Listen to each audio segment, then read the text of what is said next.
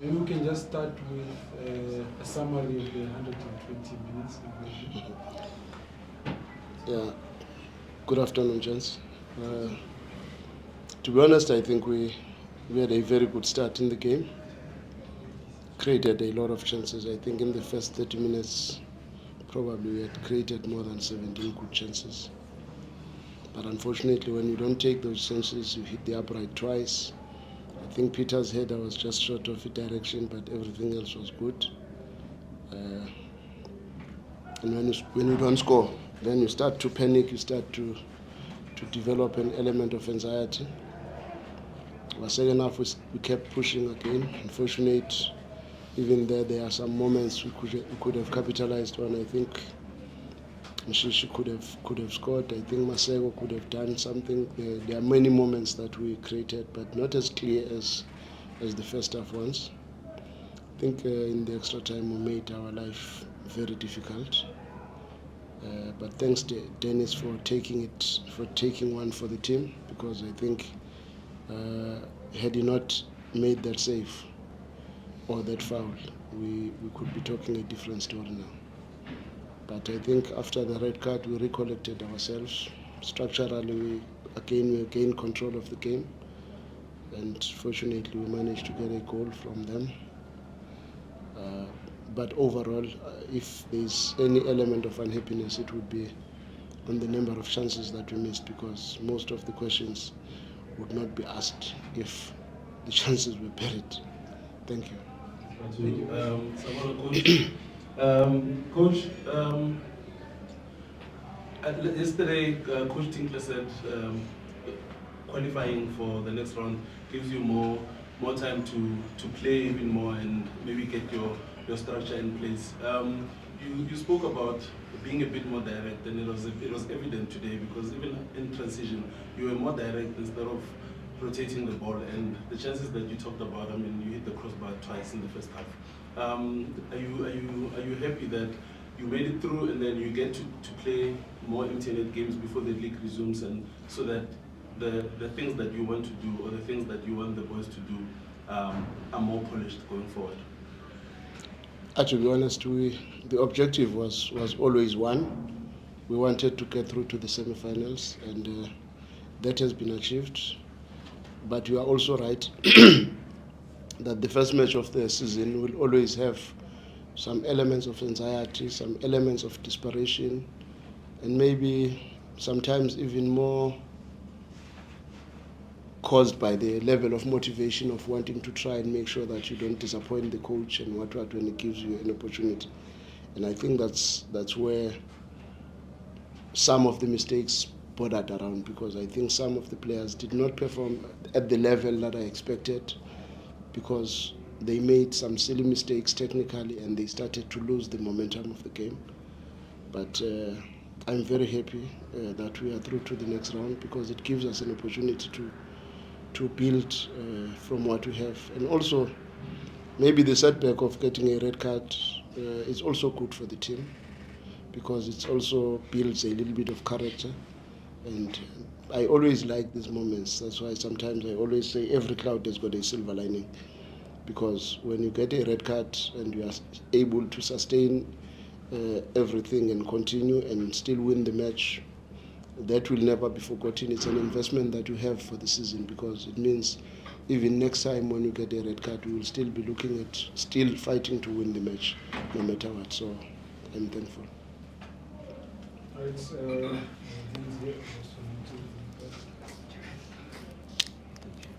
Good evening, Coach. Congratulations on the victory. Coach, when you've got a player such as Ribeiro in your team, I mean, we've seen a couple of times what he does with the ball. It looks like he's a player that you must give him the ball and give the rest of the squad another ball, because he just loves it in school with it. Do you think he will be at Sundowns for a long time with the talent that he has, and how blessed are you to have such a player in your squad? I think it's a blessing. I think there's a lot of positives in his game. I think he's still going to help us a lot, but there are also elements of his game that must also improve.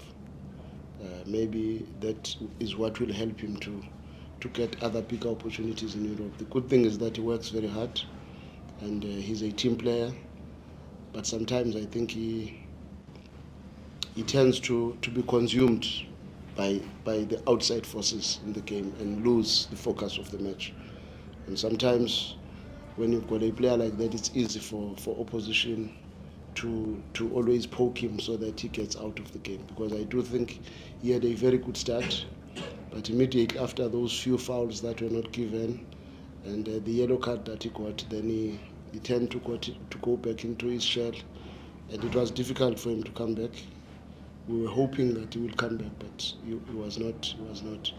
But in terms of talent, he's no doubt one of the best players we have.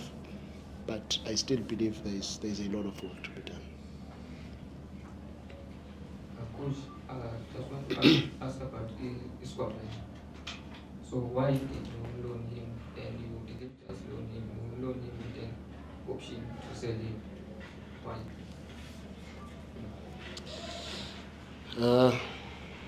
Do I want to answer this one? I think it was the best decision from the club. Thank you very much. Okay, so down. Coach, congratulations on the victory. River, since he's got his play there in his midfield at the back, where we saw him playing today, is that where you see him playing? Is that his preferred position for you? Just how do you think he performed today? If you remember very well, I think I was the one who also advised Coach Pitso that we should use him in the midfield. Because to me, he is that player that should not be outside the pitch, no matter what. Because he's got so much that he offers. As a centre-back, he's very good. But obviously, there are games where you might be looking for something different. And he might give you something in the midfield. So I'm trying the best I can to make at least each and every player to have at least two positions, so that we do not have the pressure of moving people around. Like today, Neo ended up playing as a fullback, but it's something that we have practiced, because we want them to know sometimes when you want more offensive play, and we could have easily resorted to trying to be more defensive and play Musa at left back and bring Grant very early, but we still had to chase the game. We still had to try and get something out of the game. That's why we used Neo in that space. But the truth of the matter is, almost every player that we have, we are trying the best we can to give him a second position. Probably it's only the goalkeepers that are safe. But maybe when Dennis scores a header one day, he will not be safe. We will appreciate that he can also be a striker. So the truth is, he is a very versatile player, and is very important to the club, and I think he's playing very well at centre-back as well. Coach, just to follow up, does Modiba's emergence in the team as an 8 now, since pre-season and start of the season now, made that Escobar decision easier? And you talk about looking for things different, some different options. They say that Rayners will arrive this week. Wide left, something pacey up front. Is that the difference that you're looking for? I think we've always preferred Opre as an 8. Even Coach Fulani, I do not want to take the credit of playing him as an 8, because even Coach Fulani was playing him there. Because we think he's got a lot more to give in the midfield than just as a fullback. And also the intensity that we want probably on the fullbacks, considering that most wingers in South Africa are quite quick. It's a little bit important to try and have fullbacks that can really react to these situations in the wide channels, where you've got Apolis, you've got all the players that are playing wide. Ramabu was also a handful. Dlamini was also a handful. So you need a little bit of speed in those areas, and the creativity that Opre has, because in the midfield I think he can play both as an 8, as a 6, and even as a 10 he can play. So he is very important in our creative structure in the club. And as for Ikram, we are happy to have him, because he will add something to the club. I'm looking at him more for the Champions League than even the PSL, in as much as he will help us in the PSL, but I think in the Champions League he will really give us something more. Thank you for clearing that up.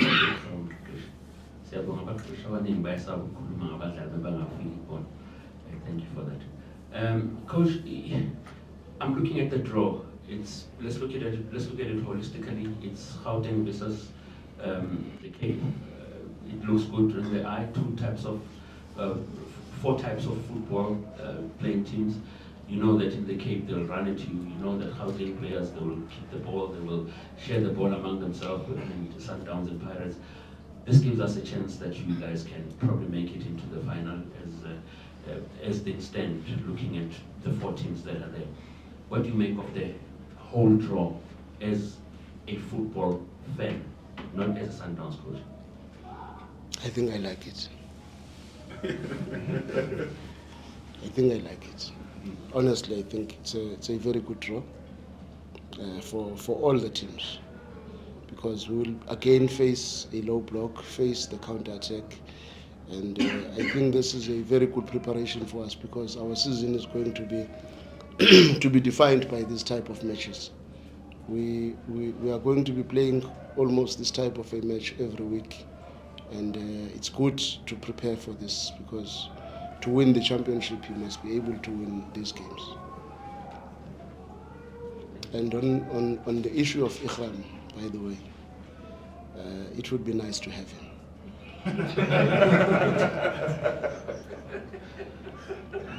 Okay, Coach. Coach, I just want to pick up on something a bit different. What would be your message to some of the Sundowns fans who seems to be, I'm not sure what would be the right English word, but to be unsatisfied or unhappy that Mngqithi has been given a 1-year contract extension? I think it's the right thing to do.